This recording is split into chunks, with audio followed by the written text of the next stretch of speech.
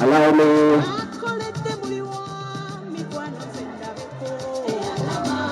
People power. People power. People power. Kunga rua kunga. Kunga Ismail kunga. Mu ttuntu ly'olunaku olwaleero abantu abawera 457 beebeegase ku kibiina kya NUP okuva mu bibiina okuli NRM, FDC, DP ne UPC okuva mu bitundu by'eggwanga eby'enjawulo nga babadde bakulembeddwamu ekibiina ky'ebyobufuzi ki Uganda Federal Alliance ekyali kikulemberwa Olivebet Kamya Namisango eyayatula eddanga bwe yasala eddiiro ne yeegatta ku NRM. Bano balabiddwako nga basuula kkaadi z'ebibiina gye bava era bamu n'okweyambula ebyambalo by'ebibiina gye babadde bava. Pulezidenti w'ekibiina kino Robert Kyagulanyi ssentamu ayaniriza bonna abeegase ku kibiina kino era yeeyamye okubatambuza obulungi. That have joined us and we welcome you very, very warmly. Akirudiawe otenawe oliomulai. Mr. President, I just want to confirm to the world that people from Lagos, they are here. Look, emitima mok bodja me Uganda dochkede wipo olwaleero ne luak. I liked Bobby Wine, ssentamu, so much.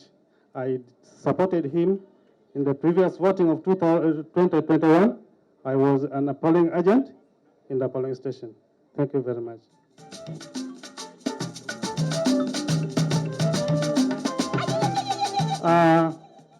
On top of that, my chairperson of 50 Award, we have a group which we have where we stay in the river,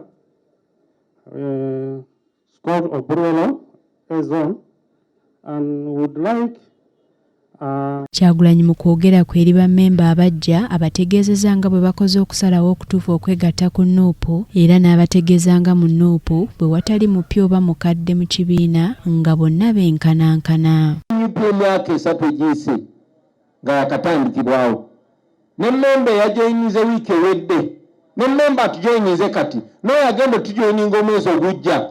All members are equal.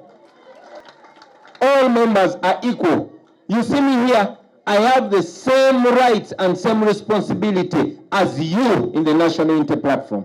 Kyagulanyi era akalaatidde bannakibiina abajja obutalinda kalulu 2026 kubaako na kye beekolera era n'alabula n'abo abazze okwenoonyeza ebyabwe mu kibiina kya NUP n'abategeeza nga bwe bali mu kifo ekikyamu. Tujoyininga ngaze yes tulina abawala abalungi mu kibiina kyaffe naye gwe atujoyininze ng'onoonya ebifumbo oli mu kifo kikyamu. Naye atujoyininga ate n'aleeta munne nga bazze kuzimba Uganda empya mumusinga. Njagala mwenna abatujoyinize mmanye nti omulamwa gwaffe si gwa kutunuulira just kalulu 2026 nedda tutunuulira kati. Era gwatujoyinize ng'oyagala bakubeyo akafaananyi ogende weebakolinde 2026 naawe ozze mu kifo kikyamu. Mukozese platforms ezo mufolowinga abantu aboogera ebyo bibakiikirira ate temumala budde n'abawuliriza. The Prime Minister of Museveni's regime knows where Kibalama is. Mukyala Nabbanja, Prime Minister Museveni yayimirira amaaso ga kamera n'agamba Kibalama bamuyina bamukwata olw'okutta abapoliisi n'ebirala byayogera.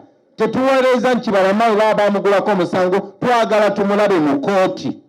Kibalama bamubuzaawo kati emyaka 4 n'abalala bangi nnyo. Ssaabawandiisi w'ekibiina kya NUP David Lewis Rubongoya asinzidde wano ne yeebaza bammemba abajja abalabye ekitangaala ne beegatta ku NUP wabula n'abasaba okugenda mu maaso n'okutalaga ebitundu by'eggwanga byonna nga bakunga bannaabwe beegatte ku mugendo.